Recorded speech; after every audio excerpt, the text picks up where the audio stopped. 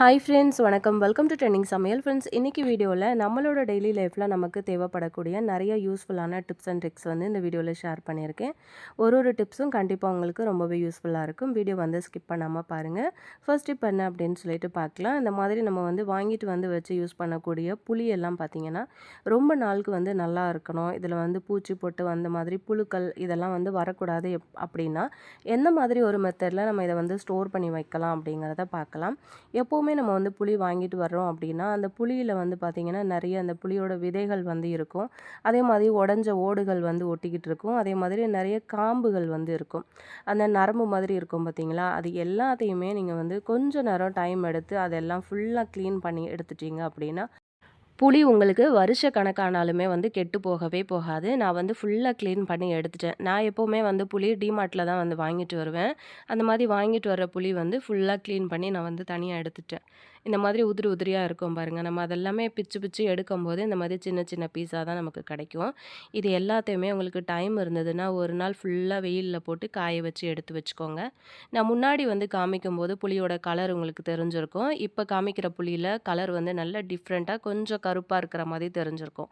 முன்னாடி அந்த புளியை வந்து க்ளீன் பண்ணிவிட்டு நான் 2 நாள் வெயிலில் காய வச்சு எடுத்து வச்சுருந்தேன். ஸோ அதுக்கப்புறம் பார்த்திங்கன்னா கலர் கொஞ்சம் இந்த மாதிரி சேஞ்ச் ஆகிடுச்சு. இந்த மாதிரி இருக்கிற புளியை நம்ம வந்து ஒரு மண் சட்டி யூஸ் பண்ணி நம்ம அதில் வந்து ஸ்டோர் பண்ணி வச்சுக்கலாம். அந்த புளியிலேருந்து நம்ம க்ளீன் பண்ணி எடுத்தோம் இல்லையா, இந்த மாதிரி காம்பு இது எல்லாத்தையும் நம்ம வந்து தூக்கி போட்டுடலாம். இந்த மாதிரி புளியும் விதைகள் வந்து இருந்துச்சு அப்படின்னா அதை மட்டும் தனியாக நம்ம எடுத்து வச்சுக்கிட்டோம் அப்படின்னா இதை வந்து யூஸ் பண்ணி நம்ம இந்த பாண்டி விளையாடுறது அந்த மாதிரியான விஷயங்களுக்கு யூஸ் பண்ணிக்கலாம். வீட்டில் வந்து தாயம்லாம் விளையாடுறீங்க அப்படின்னா அந்த புளியங்கொட்டை வந்து யூஸ் பண்ணிக்கலாங்க. இப்போ இந்த மாதிரி ஒரு மண் சட்டி வந்து எடுத்திருக்கேன். இப்போ நம்ம உதிர்த்து எடுத்து காய வச்சு எடுத்து வச்சுருந்தோம் இல்லையா புளி, அதை வந்து கொஞ்சம் கொஞ்சமாக இந்த மண் சட்டிக்குள்ளே இப்படி போட்டு வச்சிடலாம். மண் சட்டிக்குள்ளே போடும்போது என்னாகும் அப்படின்னா ரொம்ப வருஷத்துக்கு உங்களுக்கு புளி கெட்டு போகாது. அதே மாதிரி புளி இருக்க இருக்க உங்களுக்கு நல்ல கலர் மாறி நல்ல கருப்பு கலராக மாறிடும். எப்போவுமே நீங்கள் புளி வந்து எடுத்து யூஸ் பண்ணும்போது நல்லா ஃப்ரெஷ்ஷாகவே இருக்கும். இந்த மாதிரி போட்டு அதுக்கப்புறம் ஒரு மூடியை போட்டு க்ளோஸ் பண்ணி வச்சிட்டிங்க அப்படின்னா வருஷத்துக்கு உங்களோட புளி வந்து கெட்டு போகாதுங்க. எப்போவுமே புளி வாங்கிட்டு வந்தீங்கன்னா இந்த மாதிரி ஒரு மெத்தடில் ஸ்டோர் பண்ணி பாருங்கள். இப்போ நம்ம அடுத்த டிப் பார்க்கலாம். சட்னி அரைக்கிறதுக்காக இந்த மாதிரி வெங்காயம், தக்காளி மசாலாலாம் நம்ம வந்து வதக்குவோம் இல்லையா? அப்படி வதக்கும்போது ரொம்ப சூடா இருக்கும். இத வந்து ஆறுற வரைக்கும் நமக்கு வந்து வெயிட் பண்ணுறதுக்கு நேரம் இல்ல அப்படின்னா, உடனே வந்து நம்ம என்ன பண்ணலான்னு பார்க்கலாம். இப்போ நல்லா சூடாவே இருக்குது. இந்த மசாலா எல்லாத்தையுமே நான் வந்து ஒரு கப்ல மாத்திக்கிறேன், மிக்ஸி கப்ல. இப்போ இதுக்கு தேவையான உப்பு சேர்த்துக்கிட்டு, அதுக்கப்புறமா இந்த மாதிரி கொஞ்சமா ஐஸ் கட்டி வந்து நான் சேர்த்துக்க போறேன். இந்த மாதிரி ஐஸ் கட்டி வந்து சேர்த்து நம்ம அரைக்கும்போது, அந்த சட்னியோட டேஸ்ட்டும் வந்து மாறாது. அதே மாதிரி சட்டுன்னு உங்களுக்கு வந்து ஆறியும் வந்துரும். ரொம்ப நேரம் நம்ம வந்து வெயிட் பண்ணணும் அப்படின்னு அவசியம் கிடையாது. ஒரு அவசரம் எமர்ஜென்சிக்கு உடனே நீங்க வந்து சட்னி ப்ரிப்பேர் பண்ணணும் அப்படின்னா, வீட்ல ஐஸ் கட்டி இருந்தது அப்படின்னா, டக்குன்னு ஒரு 4 கியூப எடுத்து போட்டு நீங்க சேர்த்து அரைச்சிட்டீங்க அப்படின்னா, சட்னி வந்து சூடாகாம, டேஸ்ட்டு மாறாம நல்லா சில்லுன்னு நல்லாயிருக்குங்க. ட்ரை பண்ணி பாருங்க. அடுத்த டிப் பார்க்கலாம். இன்னைக்கு நம்ம ஒரு பலூனும், வாட்டர் பாட்டில் மூடியும் வச்சு ரொம்பவே யூஸ்ஃபுல்லான ஒரு டிப்ஸ் தான் பார்க்க போறோம். இந்த டிப்ஸ மட்டும் நீங்க ட்ரை பண்ணீங்க அப்படின்னா, தண்ணி செலவ கூட நீங்க ரொம்பவே மிச்சம் பண்ண முடியுங்க. ஸோ அதுதான் இப்போ எப்படி அப்படின்னு சொல்லிட்டு பார்க்கலாம். இப்போ அந்த வாட்டர் பாட்டிலோட மூடி இருக்கு இல்லையா? இதில வந்து ஒரு சின்ன பின்ன வந்து நெருப்புல காமிச்சுட்டு, சின்ன சின்ன ஓட்டைகளா வந்து போட்டு எடுத்துக்கோங்க. எந்த அளவுக்கு குட்டியா போட முடியுமோ, அந்த அளவுக்கு குட்டி குட்டி ஓட்டைகள் வந்து ஃபுல்லாவே நான் வந்து போட்டு எடுத்துக்கிட்டேன். அவ்வளோதான். மூடி வந்து இப்போ சூப்பரா ரெடி ஆயிடுச்சு. நமக்கு மூடி மட்டும் தான் தேவைப்படும். அதோட பாட்டில் வந்து தேவைப்படாது. அந்த பாட்டில வந்து நான் தனியா எடுத்து வச்சுட்டேன். அதுக்கப்புறம் அந்த மாதிரி ஒரு பலூன் வந்து எடுத்துக்கலாம். பலூனோட மேல் போர்ஷன் இந்த மாதிரி இருக்கு இல்லையா? இத மட்டும் நான் வந்து கட் பண்ணி எடுத்துக்க போறேன். இப்போ சின்னதா ஒரு ஸ்க்ரப்பர் பீஸ் மட்டும் நம்ம வந்து கட் பண்ணி எடுத்துக்கலாம். இப்போ இது எதுக்காக அப்படின்னு பார்த்தீங்கன்னா, இப்போ நம்ம இத வந்து சிங்க் பைப் இருக்கு இல்லையா? அதில தான் வந்து மாட்ட போறோம். அதுக்காக நல்லா ரவுண்ட் ஷேப்ல வந்து இப்படி அந்த ஸ்க்ரப்பர் துண்ட வந்து கட் பண்ணிட்டு, இப்படி உள்ளுக்குள்ள வந்து வச்சுக்கோங்க. ஃபில்டர் மாதிரி யூஸ் ஆகும் இது. ஸோ அதுக்காக தான். தண்ணீல ஏதாவது டஸ்ட் இருந்தது அப்படின்னா, நமக்கு ஃபில்டர் ஆகி வரும். ஸோ அதுக்காக தான் நம்ம அந்த ஸ்க்ரப்பர் வந்து சேர்த்துருக்கோம். அவ்வளோதான். இப்போ சூப்பரா ரெடி ஆயிடுச்சு இல்லையா? இப்போ நம்ம கட் பண்ணி எடுத்து வச்சிருக்கிற இந்த பலூன் பீஸ இந்த மாதிரி வந்து மாட்டி விட்டுக்கலாம். இப்போ உங்களுக்கு புரிஞ்சிருக்கும் அப்படின்னு நெனைக்கிறேன். இப்போ இத அப்படியே எடுத்துட்டு போயிட்டு நம்மளோட சிங்க் பைப்ல வந்து மாட்டி விட்டுறலாம். நம்ம நார்மலா வந்து பாத்திரம் கழுவும்போது தண்ணி தொறந்து விடும்போது, தண்ணி வந்து ரொம்ப ஃபோர்ஸா அதிகமா போகும். தேவையில்லாம தண்ணி செலவு வந்து ரொம்ப அதிகமாகும்.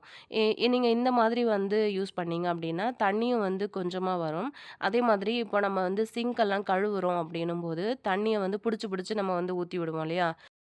அதுக்கு பதிலா நீங்க இப்படி வந்து செட் பண்ணிட்டீங்க அப்படின்னா, அழகா நீங்க வந்து சிங்க்கெல்லாம் கழுவுறீங்க அப்படின்னாலுமே சூப்பரா உங்களுக்கு வந்து ரொட்டேட் பண்ண முடியும். இந்த மாதிரி நல்லா ரொட்டேட் பண்ணி உங்களோட சிங்க்க வந்து கழுவலாம். அதே மாதிரி நீங்க பாத்திரம் கழுவும்போதும் கூட பார்த்தீங்கன்னா, தேவையான அளவுக்கு தண்ணி கொஞ்சமா வந்து நீங்க ஓப்பன் பண்ணி வச்சுக்கலாம். இந்த மாதிரி போடல அப்படின்னா, நார்மலா நமக்கு தண்ணி வந்து ரொம்ப ஃபோர்ஸ் அதிகமா போகும் இல்லையா? தண்ணியும் அதிகமா செலவாகும். அந்த மாதிரி இல்லாம இப்படி செஞ்சு பாருங்க. ரொம்பவே ஈஸியா இருக்கும்னு நெனைக்கிறேன். ரொம்ப சிம்பிளான ஒரு ஐடியாவா இருந்தாலுமே, ரொம்ப ரொம்ப யூஸ்ஃபுல்லான ஒரு டிப்ஸா இருக்கும் அப்படின்னு நெனைக்கிறேன். ஸோ பாருங்க. ரொம்ப ஃபோர்ஸா வந்து ஓப்பன் பண்ணாதீங்க. லைட்டா வந்து ஓப்பன் பண்ணிட்டு நீங்க அந்த மாரி யூஸ் பண்ணிக்கலாம். இந்த ஐடியாவும் உங்களுக்கு ரொம்பவே யூஸ்ஃபுல்லான ஒரு ஐடியாவா இருக்கும் அப்படின்னு நெனைக்கிறேன். நீங்களுமே வந்து ட்ரை பண்ணி பாருங்க. இப்போ நம்ம அடுத்த டிப் பார்க்கலாம். சுட சுட இருக்கிற உருளைக்கிழங்குக்கு தோல் உரிக்கணும் அப்படின்னா, நமக்கு ரொம்ப டைம் எடுக்கும். அந்த உருளைக்கிழங்கு வந்து ஆறுற வரைக்கும் டைம் வந்து குடுக்கணும். அதுக்கப்புறம் நம்ம வந்து உரிச்சு அத சமைக்கிறதுக்குள்ள நமக்கு டைம் வந்து அதிகமா போகும். இதுவே காலைல ஒரு ஸ்கூல் போகணும், ஆஃபீஸ் கிளம்பணும் அப்படின்னா, சமையல வந்து டக்குனு முடிக்கணும் அப்படின்னும்போது, இந்த மாதிரி நம்ம வெயிட் பண்ணிக்கிட்டு இருந்தோம் அப்படின்னா நமக்கு சமையலுக்கான நேரமும் வந்து அதிகமாயிரும். சீக்கிரத்தில வந்து சமையல முடிக்கவும் முடியாது இல்லையா? அதனால உருளைக்கிழங்கு வெந்துருச்சு அப்படின்னா, இந்த மாதிரி ஒரு ஐடியா ஃபாலோ பண்ணி பாருங்க. நம்ம வீட்ல வந்து பார்த்திங்கன்னா, இந்த மாதிரியான கரண்டிகள் வந்து நம்ம எப்போவுமே வந்து வச்சிருப்போம். நல்லா பெருசா இந்த மாதிரி நம்ம ஏதாவது எண்ணெயில பொரிக்கும்போது எடுக்கிறதுக்காக யூஸ் பண்ணணும் அப்படின்றதுக்காகவே வந்து வச்சிருப்போம் இல்லையா? அந்த மாதிரி ஸ்ட்ரெயினர்லாம் அத வந்து யூஸ் பண்ணிக்கோங்க. அது வந்து இந்த மாதிரி கவுத்து வச்சுட்டு, அதுக்கு மேல வெந்த உருளைக்கிழங்க வந்து இந்த மாதிரி எடுத்து வச்சுக்கோங்க. இப்படி எடுத்து வச்சதுக்கு அப்புறமா இப்படி அமுக்கி விட்டோம் அப்படின்னா, அழகா உங்களுக்கு வந்து அந்த உருளைக்கிழங்கு உள்ளுக்குள்ள வந்து இறங்கி வந்துரும். அந்த தோல் மட்டும் உங்களுக்கு வந்து மேல நிக்கும். இந்த உருளைக்கிழங்கு வந்து நான் 2ஆ கட் பண்ணி போட்டிருந்ததுனால, எனக்கு இந்த மாதிரி ரொம்ப ஈஸியா இருந்தது. 2ஆ கட் பண்ணி போட்டோம் அப்படின்னா, இந்த மாதிரி டக்குன்னு நம்ம வந்து உரிச்சு எடுத்துடலாம். முழுசா நீங்க போட்டு வேக வைக்கிறீங்க அப்படின்னா, அதுவும் ரொம்ப ஈஸியா உரிக்கலாம். ஒரே ஒரு ஃபோர்க் ஸ்பூன் வந்து எடுத்துக்கோங்க.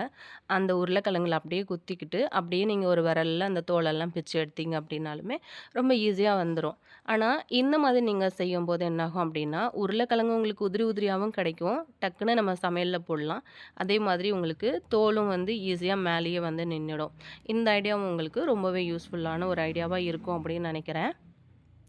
இந்த டிப்பெல்லாம் உங்களுக்கு பிடிச்சிருந்தது அப்படின்னா, மறக்காம நீங்களுமே வந்து ட்ரை பண்ணி பாருங்க. அப்படியே உங்க ஃப்ரெண்ட்ஸ் அண்ட் ஃபேமிலி மெம்பர்ஸோடையும் வந்து இந்த வீடியோ வந்து ஷேர் பண்ணி விடுங்க. நம்ம சேனல இதுவரைக்குமே நீங்க சப்ஸ்கிரைப் பண்ணாமயே வந்து வாட்ச் பண்ணிட்டு இருக்கீங்க அப்படின்னா, சேனல மறக்காம சப்ஸ்கிரைப் பண்ணிக்கோங்க. இன்னைக்கு வீடியோல வாய்ஸ் வந்து கொஞ்சம் மோசமாவே இருந்திருக்கும். கோல்டு வந்து கொஞ்சம் அதிகமா இருக்கிறதுனால, வாய்ஸ் வந்து நார்மலா குடுக்குற மாரி குடுக்க முடியல. ஸோ அட்ஜஸ்ட் பண்ணி இதுவரைக்கும் வீடியோ பார்த்ததுக்கு ரொம்பவே தேங்க்ஸ் ஃப்ரெண்ட்ஸ். நெக்ஸ்ட் வீடியோல பார்க்கலாம்.